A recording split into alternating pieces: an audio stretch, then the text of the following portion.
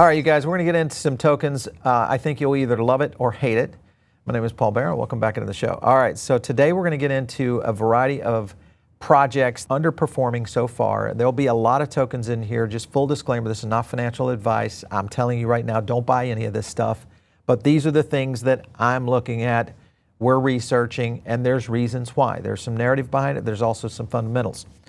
I do want to thank our sponsor, and that's Tangem. You guys can go over to Tangem right now, get into self-custody, get their card, which is their self-custody wallet. It's a hardware wallet, works with your phone, very easy to set up, and you can start your journey on self-custody. I would suggest everybody to get into self-custody at some point, especially if you're brand new to crypto. All right, so we're going to start off with high market caps. We'll move into kind of the mid-range, and then we've got some really very low market caps, those of which are absolute no-fly zones for most of you. All right, so let's start with Polygon. Here's Sandeep. Basically, this is a major upgrade, 5-second finality, meaning super fast, all those kind of cool things that you need in blockchain to kind of go forward. Quickly, if you look at Polygon in general, according to micropayments, now this is where it gets interesting. Polygon has pretty much won the day around all of these. And when you think micropayments, you've got to look at some of the things around the gambling ecosystem. And why do I say that? Well, one of the things you're going to be looking at is higher throughput and, of course, stablecoin velocity. This is going to get into apps like, guess who? Polymarket. Total value locked up on this, as well as DEX volume, considerable if you compare this to, you know, the total supply of Polygon. Now, I want to go to a clip real quick because this will get into a little bit more detail on this. Let's take a look. There was an obscure provision in the big, beautiful bill added late in the process. While you'll still pay taxes on your gambling winnings, you'll only be able to deduct 90% of your gambling losses. I think that's brutal. So you could actually be in a situation where you haven't made a profit, but you owe taxes anyway. California Attorney General calling daily fantasy sports illegal gambling. Congressman Ro Khanna told me this week, this is a boneheaded move. Who doesn't have a fantasy team? I just don't get it. It's mind-numbingly dumb politics. We're now waiting on decisions from federal judges in New Jersey, in Nevada, in Maryland about whether these sports trades are allowed. There's questions about whether this is going to force gamblers to offshore or lure them to offshore books. It benefits Kalshi. Their losses would be treated just like your stock trades. You know, because it's not a gambling loss, technically. That's what is right. it? What is it? It's an investment loss. All right, so with that clip, you can kind of see, basically this moves gamblers into the ecosystem of Polygon, mainly through Polymarket. So that in itself is going to be a huge play going forward. And you look at the micropayment side of it, where they're winning, all of this goes in the direction of maybe Polygon starting to come off the floor and starting to shine. So this is another one that, you know, you guys can look at and kind of make your decision of whether or not it's a good investment for you guys. Let's go over to the next one. All right, so with Jupiter being number 2 here on the list, one of the things you'll notice here is, of course, the expected chains that will be launching there. Obviously, we see Solana-based, Sui, etc. The other advantage to this, remember, market cap only at 1.4 billion, more chains coming. This is all going to eat away potentially from the market share of Hyperliquid. Hyperliquid holding at about 15 billion right now. So that in itself, compared to where Jupiter is at 1.5, all right, you guys kind of get the noise. And remember, Xstock's partnership as well. That's where we'll be doing trading and derivatives over on Jupiter and Solana. So all this, very good sign going forward. Let's go to our next one real quick. I want to get into Helium. We've covered Helium before. And if you look at total Helium mobile subscribers, this one is absolutely skyrocketing. It's pretty much a no-brainer, really, for Helium. Right now on Helium, we're looking at a 500 million market cap, very low. Seeker phones getting ready to drop. We'll see a lot of subscribers that will come into that. And remember, they merged the two tokens. Remember HNT and mobile? Well, all that's now one. December, this could be as much as a 3x. So this is another one that could play into this market right now. All right, so let's go to our next one. This is G.A.M.E coin. And if you missed the Arbitrum play, with the pump we saw, mainly from the announcement by Robinhood, this might be one to consider. There's a couple of reasons. This is only a $100 million market cap, so, you know, big bullseye, high warning here. Anytime you have these very low market cap projects, just be aware of that, but it could be an Arbitrum beta play. Also, pumped during the recent expo, their anime expo, which is this is a big culture. If you don't understand much about anime, and I'm not a big anime fan, but I know that there's a huge culture around this. Well, this was all leading up to that anime expo, so it may not necessarily be driven by market activity. It might be driven by something that is very cultural instead. So be on the lookout for that one.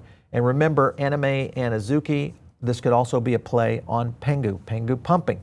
Only a $100 million market cap. One thing to note is this headline right here: anime industry is getting bad in Japan. Japan is one of the cultural centers for this. And the idea behind this was now that the anime revenue from a lot of these kind of projects has to be shared with the workers. So that is another reason why this could help drive that one up. All right, so let's move to our next one. We're going to go down the list in terms of overall market cap. This one is at 65 million. I am on Dex Tools, Dex Screeners, to be able to see this. This is the G.A.M.E token, and this, of course, is the engine behind virtuals. Again, if you maybe missed virtuals, this might be a potential option for you to go in this direction. This could be a virtual beta play. We talked about Butler not too long ago.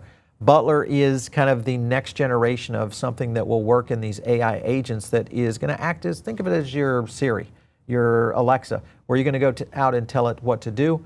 If that is the case, we could see transactions from all that activity. 1% of that plays into this. So again, back to the G.A.M.E treasury. And the Hail Mary for this one would be GTA 6 if there's any integration of virtuals and the G.A.M.E token into GTA 6, and that's coming probably in about 6 to 8 months, so be on the lookout for that one.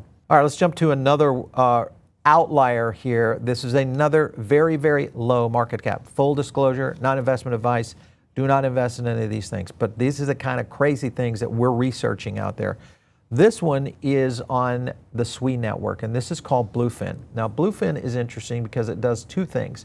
One, of course, it's a SWE beta play. That's one option. It's 27 million in terms of market cap right now. One thing to consider. But if you look at the growth of these DEXs and just kind of follow that, remember the Cetus problem that we saw?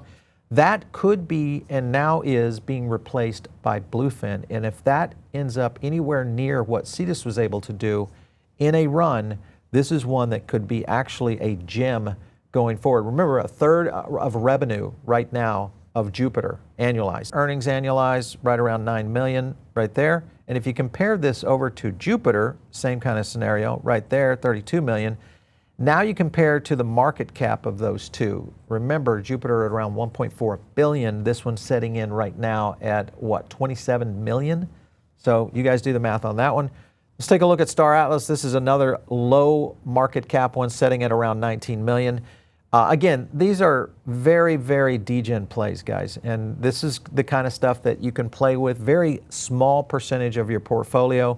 One thing to look at with Star Atlas has always been around Solana. Still a Solana beta play. Strong community. If you look at their Twitter account, they continue to get a lot of engagement. That's always a good sign for any kind of project. The other thing that could happen with this one is the mobile app could be launching with Seeker. And then here's the announcement right here from Wagner himself, something monumental coming for Star Atlas. Consider this your announcement of announcements. I love it. All right, let's move on to our next one. This one is full disclosure. I have consulted with this team before, and this is the Byte. Now, this is a virtual token. In short, this is, think of it as an agent that goes out and does your food ordering for you. That's pretty much the concept behind this. This token is up considerably here just recently, but it has a potential to be considerably higher for many reasons. Obviously, on-chain summer is getting ready to happen. Next chapter of Base getting ready to go. And right there, something's happening right there with the wallet, most likely the integration. Byte has already announced that there's going to be integration with the wallet itself. That could mean, yes, you're going to get maybe delivering inside your Coinbase wallet. So watch for this one, 6.8 million. I know that's crazy, guys. So remember, this is a big X if you do not have risk tolerance in any of these, not financial advice on any of these. These are the kind of research projects that we're doing. You asked for some of these, this is what we're giving you. All right, let's take a look at this clip because this will kind of show some of the integration that they're doing. Take a look.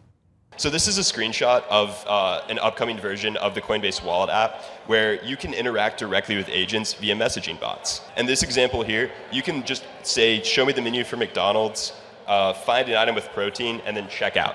You click this button, and then you literally get McDonald's delivered to your door. Okay, so if that works, if we get that kind of integration, and there's the food apps, listen, I've been in the industry, the restaurant industry for a long time, and I've seen the potential here for where blockchain, especially with crypto payment, especially now with the Genius Act coming into play, all this might be lining up at the right time. Doesn't mean that Byte will be one of the leaders, but it might be one that you can win on, you know, from a token standpoint. So check it out, see what you guys think. Let me go to this one right here. This is HIT. This is a DEX, again, very low market cap, 100,000.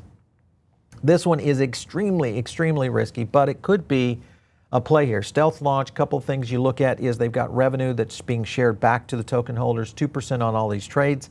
The other thing is the team is verified in the sense of what we know they've allocated, so there is good tokenomics behind it. A lot of roadmap upgrades. Let me see if I can go to that one real quick because this will show you some of the things that are out there within the DEX itself. This is what it looks like too, which is pretty neat. And remember, supported chains, Flow, Base, Linea, Arbitrum, Polygon, you get the picture. The other thing is this is not listed on CoinMarketCap just yet, nor any exchanges. So this is another reason why we'll see potentials on some of these. If you look at their roadmap right here, a lot of things lined up here. Stabilized chain abstract, you've got chatbot trading coming, trading view advanced charts coming, the Banksa off-ramp, that will be helpful. Morpho in terms of borrowing against your assets. Bitcoin to EVM swaps. The point is there's some teams behind this. And I like that anytime I see those kind of things. So again, these are all high risk, degenerate plays. Not something that I would say you guys should get into.